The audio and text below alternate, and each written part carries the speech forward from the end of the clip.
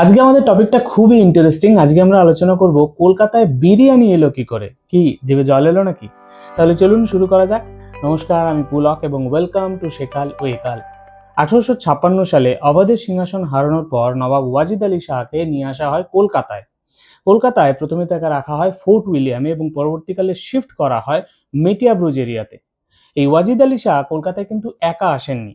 তিনি তার বিভিন্ন আত্মীয়, রান্নার লোক, সঙ্গীত শিল্পী ইত্যাদি বিভিন্ন ব্যক্তিদের সঙ্গে নিয়ে এসেছিলেন এবং সঙ্গে নিয়ে এসেছিলেন তার একটা চিড়িয়াখানা, যেখানে কিন্তু বাঘও ছিল।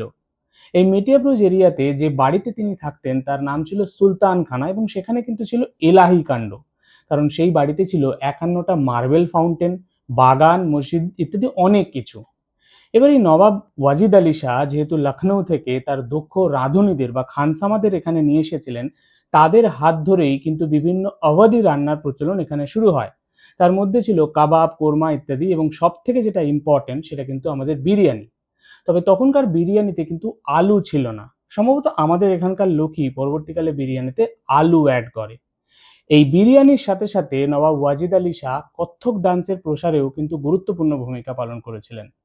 এই ছিল আজকের ভিডিও। কেমন লাগলো আপনাদের? যদি ভালো লাগে ফেসবুকে ফলো করবেন, ইউটিউবে লাইক, কমেন্ট ও সাবস্ক্রাইব করবেন। Thank you.